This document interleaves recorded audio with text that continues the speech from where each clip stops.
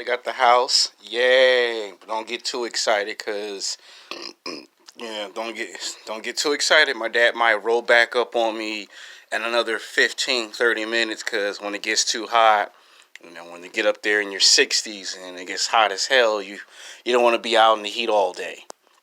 Now, this week we're going to do some fun, exciting YouTube videos. Now, Friday I'm going to drop 2 self-improvement videos for you guys and girls. Now, for the men, don't be laughing at the women when I make a video called Sex and Dating Self-Improvement. She is a 4, but she thinks she's a 9. Because there are some women that think they're the, they think they're the you-know-what. And we have to kind of make a video about why girls think they're the you-know-what when they're not. And then I'm going to turn around and make another video so you guys can't sit back and laugh at the women.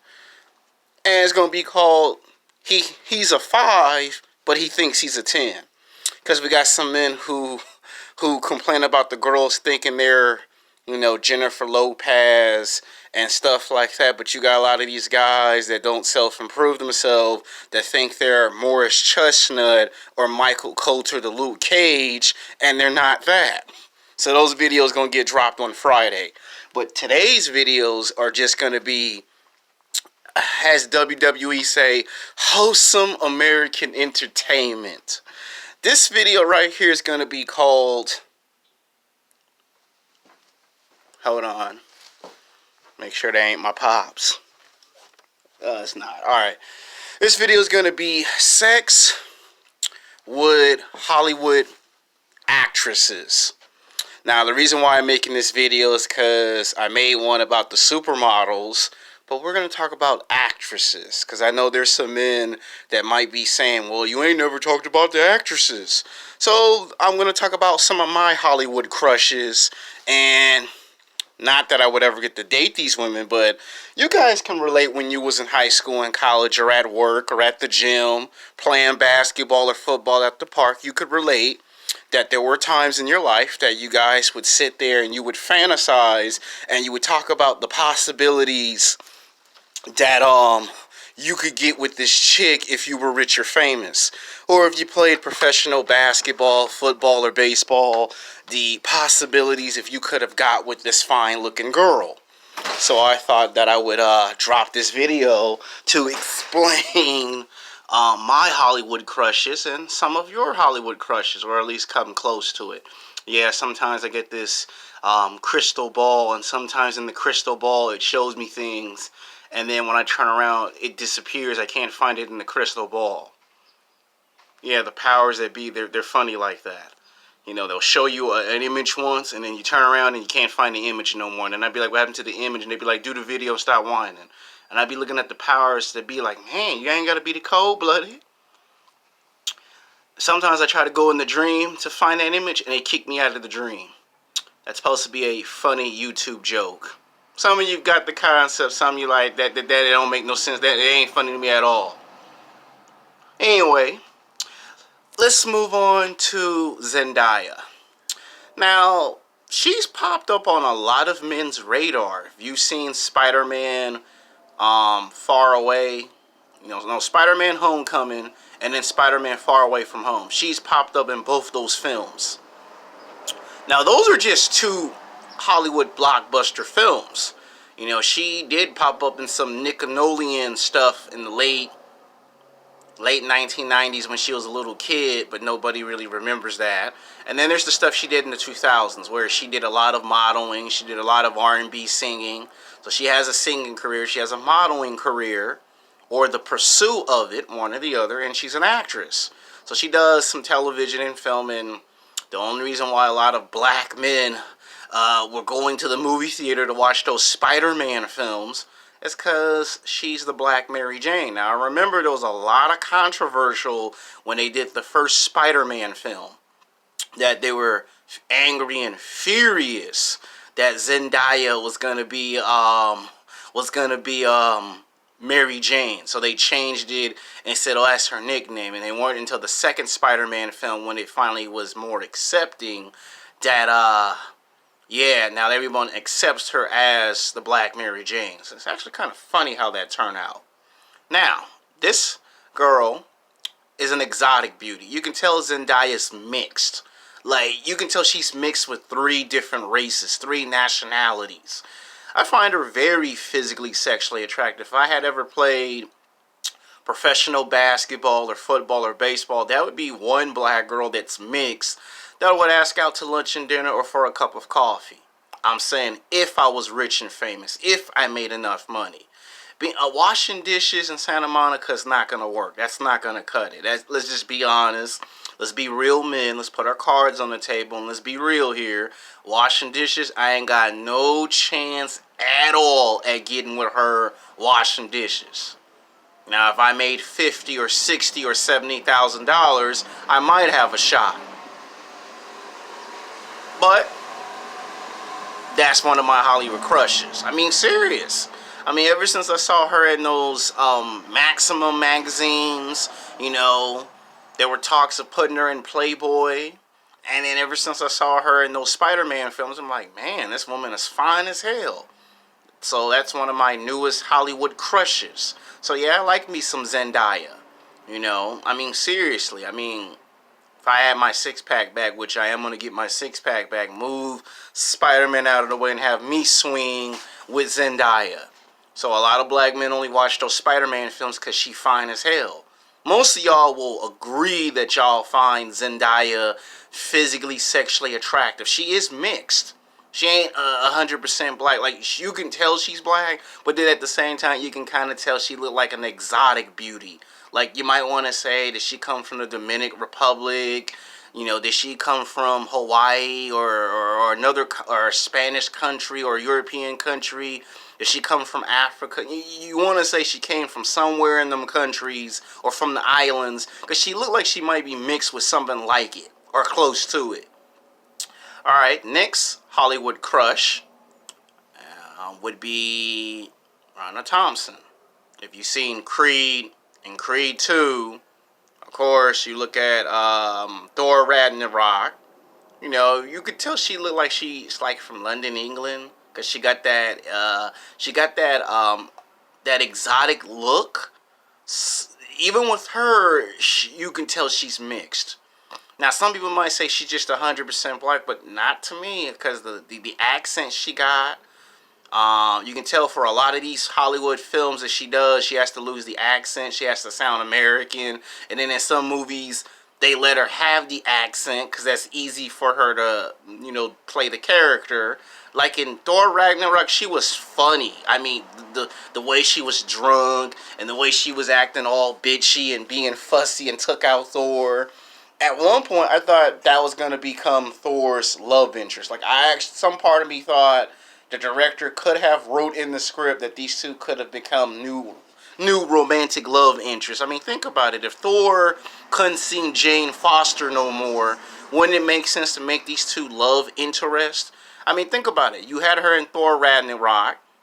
People whined and complained she was missing all throughout Avengers Infinity War, and then she just pops up like she ain't never left in Avengers Endgame, which was kind of a nice way of bringing her into that movie before ending that phase of the Marvel Cinematic Universe, which took 10 years, 23 films to do. She managed to get into 2 of those films, but was credited of being in Avengers Infinity War. And then her work in Creed and Creed 2 as the girlfriend turned wife of Creed. And then to have her sing in the movie, so you know what that means, right? Later in her future, she'll be pursuing modeling and singing if she's not already doing it. And ever since I saw her in Creed and Creed 2, not just in the Marvel films, I also developed a bit of a crush on her. There are some black men that do find her physically, sexually attractive. Some men do. I didn't say all, I said some. I mean, I like her work in movies. Now, I know some people might say, yeah, but she got woke. You know, she started talking politically. Look, almost every beautiful actress in Hollywood gets told by their agent or their PR or their publicist to say something politically for shock value. Some actresses are serious, and then some are just doing it because, you know, they're just trying to get their name out there. But either way, she gonna be back for Thor 4, and hopefully hopefully they explain more of her backstory of how she ended up being the only Valkyrie that survived, and how she ended up being the one, and how she ended up with the Grand Master before we got to the movie Thor Ragnarok. Hopefully they explain more of it, and not just start the movie off where she's whooping people's butts and things of that nature. So that's my second Hollywood crush. Alright, now this one I think is almost every black man's crush, and that is Meagan Good. Now, I know she's in her 30s, I know she's getting up there in age, but when I saw her pop up in the movie Shazam, she still had a nice, tight, athletic body. A lot of guys were blown away and shocked when they found out it was man, what was it? It was, Meagan Good in the movie Shazam, which, that was a surprise. I didn't even know she was in the movie. And when I saw that the type of shape she was in, it was not bad for a girl that's in her 30s. I mean, the last time I saw her, she had done this television show that ran for 5 seasons, and then she popped up in some of these, romantic comedy movies, like Jumpin' the Broom. She was in that movie, and that was the last that I saw of her. And even in that movie, she looked physically, sexually attractive. This is like every black man, black man, white man, Mexican man's sexual fantasy. They love them some Meagan Good. So that's 3. Now my 4th one, people might say this woman's in her late 30s, mid 40s. Why would you crush on a woman like this? It'd be Lauren Zendaya. If you've seen Guardians of the Galaxy Volume 1 and 2, and of course Avengers, Infinity War, and Endgame. She got to be in those 4 films.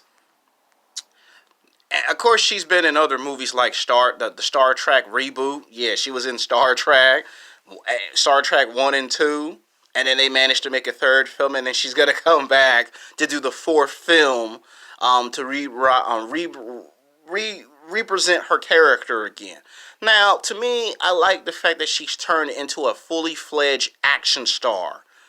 And that's what I find about her physically, sexually attractive. She kicks ass. She looks good while kicking ass. To me, if they wanted to reboot Tomb Raider, that should have been the actress to get to play Tomb Raider. And think about it, the movie would have done much better had they just picked her. Like, you could have still got a younger actress to play Lara Croft when she was younger in her younger years, but have it where an older version is telling the story of her younger years. So you could have actually had 2 actresses play Lara Croft, and it would have worked. That's why the reboot failed and didn't really grab no one's interest. To me, had they just got Lauren Zendaya, a female action star, it would have worked. But nope, it didn't. Now this one is painfully obvious. People will say that's a given. Scarlett Johansson. I don't know any man in Hollywood that does not have a crush on Scarlett Johansson. Ever since I saw that movie with her and Bill Murray, the guy who did Ghostbusters 1 and 2. Those are movies stuffed with legends. Not that terrible Ghostbuster remake in 2016.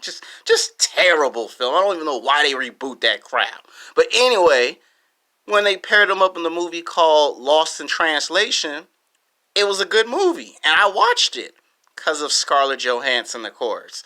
They put her in the movie called The Island, which her and Obi-Wan Kenobi was in that movie.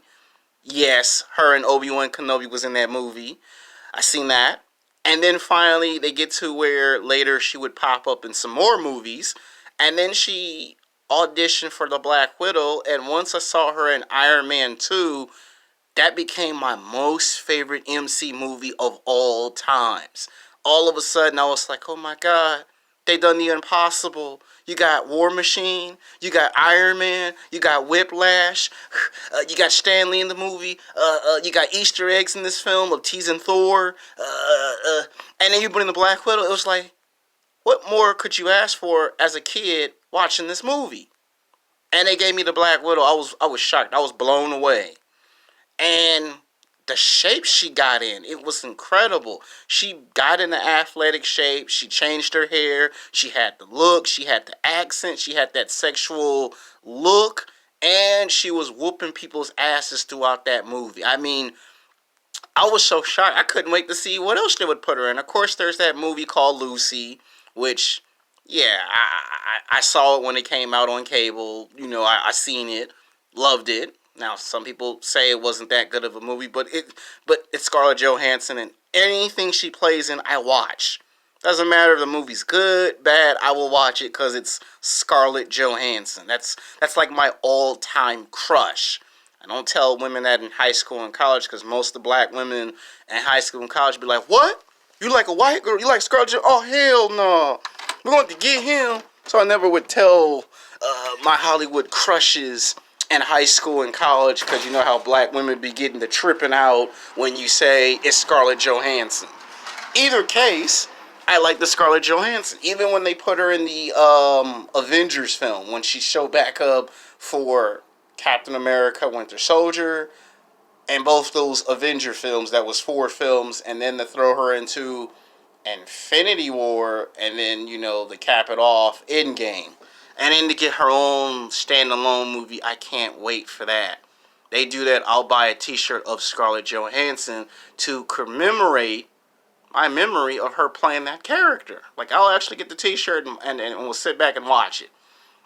Next, now my next crush, you gotta like some Latinas. Most guys love them some Jennifer Lopez. I like me Michelle Rodriguez. I think you know why. Because of those Fast and Furious movies. I mean, the first one, she was a badass in that movie. The way she would just punch somebody in the face, be talking back, hard, difficult to deal with. I mean, she did remind me of some girls that I was in high school with that actually, you know, looked like the type of chick would actually do that. You know, it was disappointing not to see her in the second and third film, and then for her to make a return in the 4th film, which I was happy for, and then to put a spin on her character, where she lost her memory, she forgot who she was. They would mention her at the end of Fast 5, she would show up in 6, she would be there for 7, and of course she was there for 8. You know, so, and then to hear talk that she wouldn't do any more films if Van Diesel, who's executive producer, does not do what they call more female representation, meaning more females in these movies. And Van Diesel has stuck to his word and gave what Michelle Rodriguez asked for. Now, some fans don't like the fact that she, you know, done it, but hey, that's Michelle Rodriguez for you. I was a fan of her work as an actress when she did the movie called Girl Fight. If you've seen Girl Fight, you know what I'm talking about. It's like a far cry to Ronda Rousey. If you think about it, Michelle Rodriguez embodies some of the stuff that Ronda Rousey does today. I mean, think about it, and they're best friends. I mean, in that fighting sequence, oh man, the way she laid that guy out and said, would you believe me, it was the way I looked and knocked him out. And to have that fight sequence. And then she popped up in some music videos prior to them doing that movie. So, yeah, and then she was in the Resident Evil franchise. I know the Resident Evil movies suck, but hey, to me, some of the funny parts of those movies was because of her. Like the first film, her talking trash, you know, her fighting. Unfortunately, she had to turn into a zombie. And then they brought her back for the one before the last one. They brought her back for that as a clone, which I thought they could have made it where she could have just escaped, and instead of turning back into a zombie, they could have made it where she got her memory back, she found out she was a clone, and she just ran away and escaped and turned back to the side of good. And then to finish the series off, you could have had it where she turns back into one of the good characters. That's just me. So yeah, I kind of have me a crush on Michelle Rodriguez. Now we get to the last person I crush on in Hollywood.